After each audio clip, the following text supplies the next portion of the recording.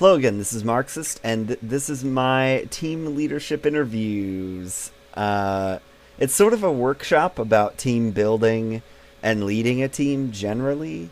I interviewed a few of my buddies just to hassle them with providing me with content for my YouTube channel. So you'll be hearing from each of them at least once. I asked a whole bunch of questions, and I liked some answers more than others, so we'll just use the best one. Or if somebody said the same thing, in the interest of time, I'll just pick the clearest one. So, who did I interview? I interviewed Sakura.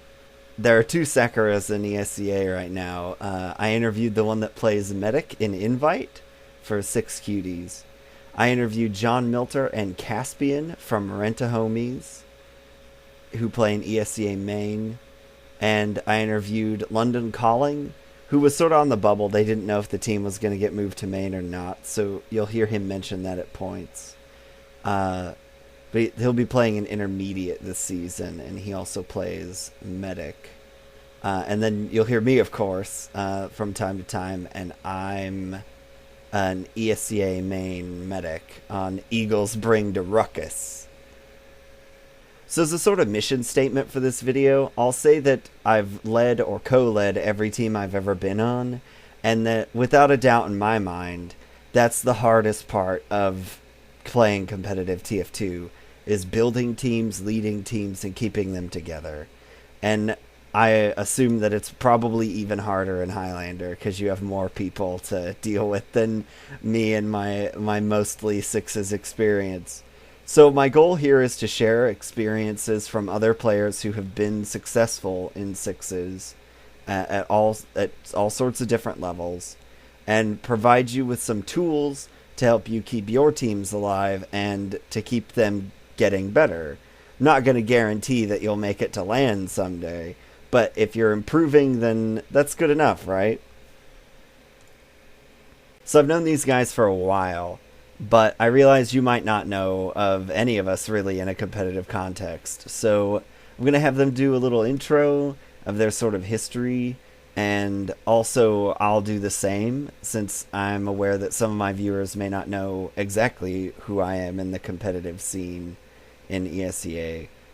So we'll do that, and mainly the goal is to provide you with a good sense of what our backgrounds and experiences have been in this game.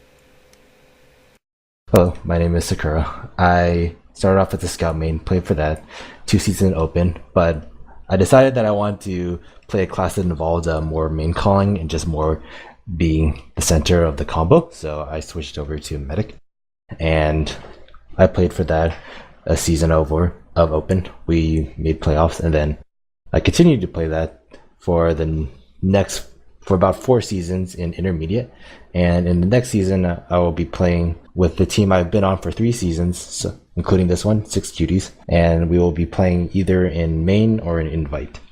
Alright, well, I got into sixes from a message board that ran in-house pugs called Luling Pugs, and this is where I met a good portion of my friends who I'd formed my first few teams with actually, and I take some of those players and they'd be on future teams, like such as Normal Cool. That's really where I got my footing. As far as competitive history, I played 7 seasons. I played, I think, every class. Right now I'm the Medic for Renta Homies, which will be in main this next upcoming season. John? Yeah, I played like a season of Silver and like 2.5 seasons of Platinum, which is where I met the people that met the friends that we formed our first sixes team with. They had some experience playing sixes, but it was my first sixes team, and that team pretty much half of those players went on to play with Normal Cool in open, and then I am. Half of the players from Normal Cool are on my side. Yeah, and half was from my side, Highlander players. My handle is London Calling. I used to play Medic for the team Playground Tactics for the last 2 seasons. I am now going to main with the new Down to Pound, and I have run about 2 or 3 teams over the last 2 years, and have sort of taken a step back since then, but now I'm still very much in a leadership role on the team that I'm currently on. I haven't talked a lot about my own history, so I'll do a little intro for myself as well here. My first exposure to competitive TF2 was the ETF2L Highlander thing that they did like 2 years ago, where they gave away medals, and everybody wanted one, so basically everyone I knew did it. And I really enjoyed being part of a team, and I didn't end up getting to play because my graphics card actually physically melted. So I had to get a whole new setup after that, and I played Highlander off and on in UGC afterwards. And then we sort of just said, you know what, let's try sixes. And the first time we did that, nothing really came of it. And then all of a sudden one day we just started scrimming, and that team ended up going from UGC and CEVO Open to intermediate in ESCA. And then unfortunately it died, and I bounced around for a little bit and am now leading a team in ESCA Main that I built over the off season with some people I've known for a while. Probably the earliest teams I can think of is like when we were just getting right into comp, which is like just entering like UGC and CEVO. So basically I didn't really know anyone from the competitive community. Like, and I figured that like I knew about recruitment threads and such, but I figured like why would they want to be on a team with like players who had like no experience? So like I basically just like got like all my friends from the pub community. I asked them like, hey, would you be interested in playing on this team, and just like dedicating like this certain amount of time just to like scrims and such. And eventually I did. Like I tried to ask my closest friends first, because I figured that they would be the ones that like I would be able to get along with the most, and because I knew it would be kind of be a rough ride just like entering because we were all entering sixes for like our first time, and that was a pretty important aspect to me, just getting people I knew like I can get along with at least, because I was pretty certain if anything it would be somewhat frustrating adjusting to sixes when we entered. I don't know, I wasn't really looking for like anything like DM or just like experience. All I really wanted like in players was just like people who I knew I can get along with. It was definitely friendship for sure. The Luling Spugs was just one big circle of friends, and we all enjoyed playing with each other, so we tried to incorporate each other into our back then it was like CEVO teams, UGC teams, and even right now, like a lot of players on my teams have all been very close friends. Like I met most of Renta homies from in-house Pugs as well, Bosch Pugs, and that's how I ended up on that team.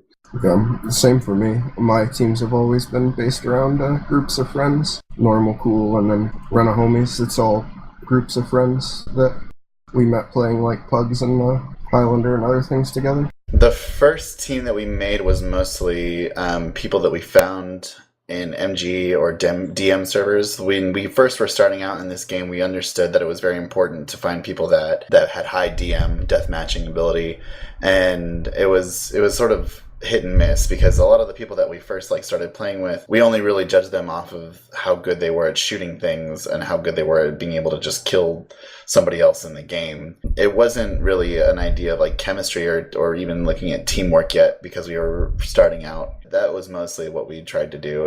It was just find people that were very proficient at just being able to hit their shots.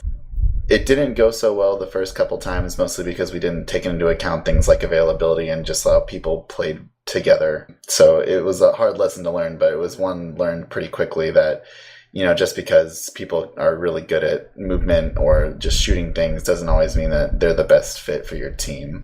My first team was just a group of friends from Source OP's 24/7 Gold Rush server. Rest in peace. And a couple of them had played Highlander, but a few of us hadn't really done it all that much, and we decided to just make a team start scrimming, and we sort of stopped, and then we picked it back up. We got really moving on it, and a couple people here and there stopped playing, and we would get new people either by lobbying or finding them in MGE or DM servers, and if we liked them enough, we'd keep them around, and we basically held more or less the same roster for several seasons and ended up making it all the way to IM. We spent a season in Platinum, a season in Open, and then we made it to IM, and people just weren't really dedicated that much. A couple people were burnt out and didn't want to play anymore, and that sort of killed it there. But my first team was based around just people that I'd played video games with for years in a pub. It's all about, like, getting along with that guy, his availability, like, getting along with him being available, and him having a desire to play. Any part of skill or DM or anything like that is really distant. Like, him just being a good person and, like, somebody you could see yourself being friends with, wants to improve and play. Yeah, I get that sentiment. Yeah, there's a lot of players that, like, you can pick up a lot of people that are, like, really good at this game, but they're, like, not people you're going to be friends with, and that's just not how you build a team. Like, teams like that are teams that go and do really well. Like, they get first, second, or, like, third in whatever division they're in, but then they die next season. So it's kind of like, what's the point? If you're not going to build a team that's going to stick together, it seems pretty pointless. Yeah, you have to enjoy the person you're going to be hanging out with in Mumble, so attitude's definitely number one. Personality.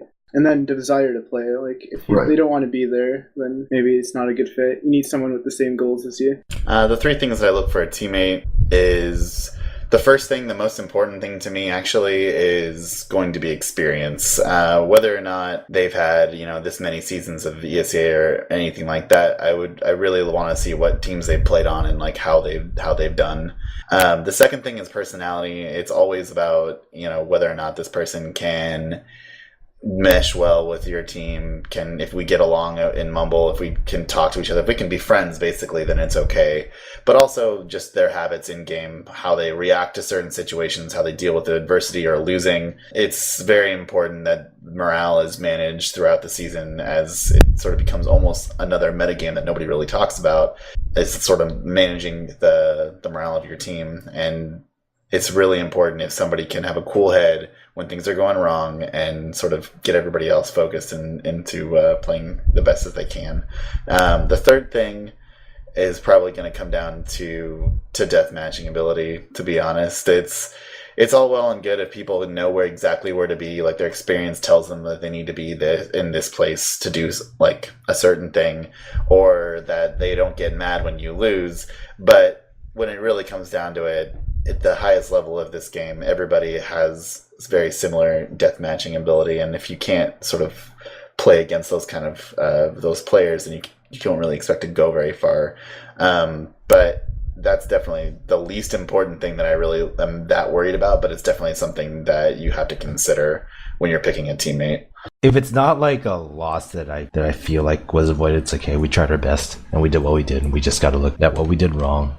Maybe that would be in time for an ST review, and then we just like continue doing what we can do. If it is a hard loss and it's just like, if we feel like it's a game that we shouldn't have lost, I'll try my best not to like be mad at anyone, because that just means there was like a lack of communication, or just like we didn't go over something sufficiently. Like, as a team leader, you got to try to like not to get mad. That's pretty important, I'd say, and just like keeping everyone's morale. Just got to look at the match and see what mistakes you made and what you can do in the future to prevent it. I guess that's my thing. I just try and lighten things up, maybe crack a few jokes, maybe give it some time before we start like maybe talking about the game. I just want to try to lighten the mood up first of all, and then after we can discuss like 2 or 3 things that we needed to fix. But keeping positive is the best way to go about it. Yeah, there's really no reason to get negative. If you lose one scrim here, you lose one scrim there, it always happens. And it's good that you're losing scrims. It means you're playing with the people you're playing you can learn something from. It means you still can improve your game. If you win every scrim, it's pretty pointless, isn't it? There's a lot less to be learned by winning every scrim. So you should want to play teams that you're likely going to lose to. You also have to accept that some nights your team's just not going to be feeling it. Yeah. And like you have to take that into account too, and not get so hung up on it. Everybody's going to have bad games. No matter how consistent of a player you have, everybody's going to have bad games where they don't hit any shots, or people, for whatever reason, they don't want to talk. They're sick, they have people over. It just happens. When something goes wrong with the team, whether it's something that happens in game or even outside of game, either it's a personal issue or it's a way that somebody is playing, the best way to address it is to really have a whole like team meeting and everybody kind of like get it out on the table and talk about it. It's important, I think, to have like an open forum when you are trying to work out some like issues that you have with your teammates. Otherwise, it just kind of goes horribly wrong, and you sort of let things fester, and it could just mean that your team will probably die because there's a lot of people that just haven't felt that they were heard and felt that they were able to express what they're feeling and all this other kind of stuff, things, emotional things that definitely happen when you're playing this game, especially when you're playing, 4 or 5 days out of the week, and people they're gonna take this pretty seriously when it's something that they're doing all the time. More importantly than anything else is that we always address these things after we're done with matches or after we're done with scrims. We don't discuss these things while we're scrimming, because kind of takes away from the productivity of the scrim itself. I'll say that just like going over like making sure that these pushes are going to our expectations and just like working as they should be, and that it's not like we are losing players like when we shouldn't be. Or also communication is a pretty important thing, just to make sure that we all know what we're doing in a certain scenario, and just nothing like catches us off guard, and just being prepared, execute our strategies as how we should be. I'd say mostly practicing together, like playing together, and mids, coordinating your mid and how you're going to follow up on each other. Yeah, I totally agree. Coordinating your mids and coordinating your pushes is almost all scrims are about. It's not really about winning or about beating the other team. It's just about having good coordination. Like you can 5-0 a team and still feel bad about it if you're not coordinated. You can lose a scrim, but you can be proud of yourself if you played that really coordinated and well. SCV reviews, not so much, unless I felt like there's a particular scrim or match that just like completely went out of like everyone's expectations and we performed much differently than we expected. Then we'd probably do an STV review. I don't know. It just because like we don't do those too much, just because like how much effort and time it is to just get like the load up demo and just get like everyone synced up, and just including the just the time it takes to watch a demo. So not too much. I do a map review every week for every week of ESA, just because like, well, I did it more for the new, like, because we had a bunch of new players on the team for this season than anything, just so like we're all on the same page and how we're gonna push, because that's gonna really be an important factor, just that everyone knows the roles when pushing and no one gets like out of position just because you didn't cover like a specific push or strategy. So I think it's fairly important to cover how you're gonna push on a map and hold. But STV reviews, I just do those only when I think they're necessary, because it can be pretty exhausting just to like watch a bunch of STVs. During the regular season, you have to do map reviews when it comes up to it, and not just because you want to go over the map and make sure that you're doing everything right and that you have all this stuff going forward, but because it saves you a lot of time in the long run. When you're scrimming, you want to have a general idea of what you're going to be doing at mids, what you're going to be doing during certain common situations. Talking about it first can really help. We try to do these things usually on Sundays, which is usually the day we start scrimming. So during the regular season, when a new map comes up, we all kind of get into a server first, and we talk about it for about an hour, and we just say where we're going to do these things in certain situations, and just talk about how these things are going to happen. When you do after that and you start scrimming, then it's the time for review before matches and sort of see what was going right and what was going wrong. And I think it's really important to make sure that you're doing these things regularly. Pick a day that maybe you're not going to have everybody there to scrim, and try to like set up something later in the evening to talk about STVs and just looking at demos and just talking about like, when this happened, this is what I was doing. It's really important, I think, to analyze your team's play. It's the only way that you can get better at the game and make sure that your team is better coordinated overall. So it's one of those things. I think map reviews and demo reviews are the two things that will help your team improve the most. I mostly stick to TFT. I'll do like Highlander lobbies. I love Highlander lobbies, so we'll do them as like a team. We'll get 4 or 5 or 6 of us in there and playing them. The others more so play games with each other. I just tend not to play other games, but they play like Counter-Strike and Payday and such. Yeah, I would say our team probably does that more than any other team. Like we're like almost every night after scrims we're playing Highlander lobbies together with at least like most of the team. Like 3 or 4 of us are always playing Highlander lobbies. or the other two are like off playing Dota together or playing CS together. So pretty much everybody here is like always playing TF2 together or some other game. Mostly the biggest team building things that we do is we like just pub. We would seriously get like maybe like 10 or 12 people in a pub. Like we're all just like having a good time doing whatever. You also pug like pickup group outside of scrims and stuff like that with a group of friends or something like that. You try to mix it up a little bit. But generally just like playing like things that are not playing TF2 when it's not serious is going to be one of the bigger like team building things. And also, playing games outside of this or just talking to people. I also have the fortune of being very close, living very close physically to most of my teammates. So another like thing that we do that is pretty unique to the teams that I've been on is we like have barbecues in my house. We'll hang out, go to restaurants, get sushi, do whatever. But we're friends in real life too, which is kind of cool. That's something that I haven't really had a chance to do ever playing a game, is be real life friends with people. And that sort of goes the same thing. We also go to like LAN Fest, which is a big LAN that happens in Sacramento, because we all live in the West Coast mostly.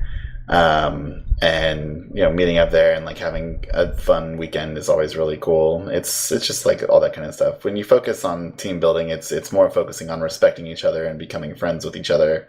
When it comes down to it, is like if you're friends with somebody and you respect them, there's no way that you're going to get mad at them for dropping an Uber, right? So that's sort of the way that you kind of have to approach these kind of things.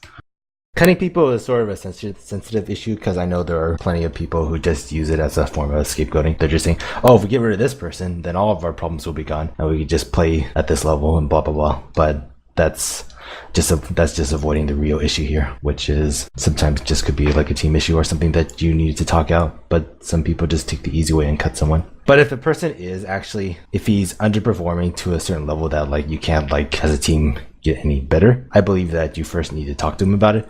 Just say like what he needs to improve as a team member. You don't necessarily have to bring up that you're thinking about cutting him, because that might make him perform worse, just because of all the stress and such. But like you have to kind of alert that, hey, you're not performing up to this certain standard. At least that's what I believe, and I think that's kind of like what helps. So they can at least expect that there might be some reason that they could be getting cut, instead of just like out of the blue, oh hey, you're cut, don't come in tomorrow, see ya. And so but you got to be pretty careful, because like if you cut someone for the wrong reasons, it could bring the morale of a team down. Hey, I like playing with someone, so why do we cut him? Why didn't we just do this and that? So it's a pretty sensitive issue. I think that you got to put a lot of time in, and that's just like part of being a team leader. You got to make the big decisions sometimes, and some people, it's unfortunate because like some people will not all people will agree with you for the decisions, but as long as you like put the time and effort into thinking about it, then you can't really be blamed as much if it wasn't in the team's best interest. So when we cut people, it's usually because of an availability issue or something that has nothing related to the game. It's something like a personality thing or anything else, or maybe they just can't devote the time to play. And when you do this, you just have to be very honest and very quick about it too. You can't really just let these things sort of just pan out. When my first season in ESEA with a team called Grown Ass Men, we had a lot of issues with our availability, and at the time I just wanted to work out how it was going to go, so I just kind of let it go and let the problem persist. In hindsight, I can see that I probably should have let one of our better players go in lieu of the fact that he couldn't always play with us, which meant that we weren't really improving very much. Instead, I kind of kept him on there, and we ended up finishing 9-7. We didn't make playoffs. We probably could have if we had been able to like scrim the last like couple weeks, and if I had nipped this in the bud, but unfortunately I didn't. So it's sort of one of those things where you can't let it just kind of fester and become a bigger issue, because what will happen is you end up wasting other people's time and your own as well. So when you want to cut people, you got to be like, hey, this is what we're doing, this is the situation, either this needs to change or we have to pick somebody else up. And that's sort of just that's one of the hardest things you can do as a leader, but at the same time it's very necessary. It's something that you just have to be strong about it. I think the hardest part for a lot of team leaders when they're first starting these things is really is learning when to cut and when not to. There's a couple teams out there where they will cut people just because based on one performance on a match or even in a scrim, and I don't think that that's necessarily the best idea. That same season with Grown Ass Men, a lot of the team members really wanted to cut our demo because he just wasn't really performing very well, but he made smart plays and he was a solid caller. I kind of decided not to cut him on the principle of he knows how to play this game. If he doesn't know how to be if he's not great at demo, he can be our weak link for now in that aspect of doing damage, but at the same time, he's still a smart player. So I decided, I'm not going to cut somebody because they have a little bit worse DM than some people.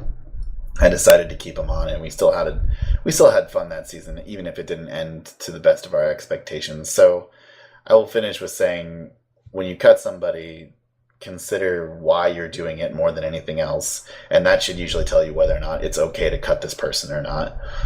I'd say just enjoying each other's company and Mumble, having fun outside of TF2 once in a while as well. Yeah, you should have a team where your goals are aligned. Like, you guys want to play together and have fun, but it's not the most serious thing in the world. Like, new teams should understand that they're playing the level they're playing at, and they should take it seriously, but they shouldn't take it so seriously that they're not enjoying themselves when they lose, or they're getting into arguments and stuff together. They're so intent on winning. I don't know why. You see players over there who are just absolutely miserable playing with the people they're playing with, and they only do it to win, and that just doesn't make sense to me. And so ends my little round table about team leadership and team building. I didn't answer any of the questions myself because I didn't want the video to seem like it was me pontificating about how to properly lead teams. So that's why I asked my buddies to help out. And in most cases, they answered the question in a superior way to what I would have said. They brought up a lot of points that I wouldn't have really thought about to put in a video. And they also had very different experiences from me. So a lot of them had entirely different stories to tell, and I really wanted to put that up there since this is primarily aimed at newer players or people who are going to be building their first or second, third teams. So I'd like to thank London, Sakura, John, and Caspian for giving up their time to help me make this video. I hope you found it to be enjoyable, and until next time, this has been Marxist.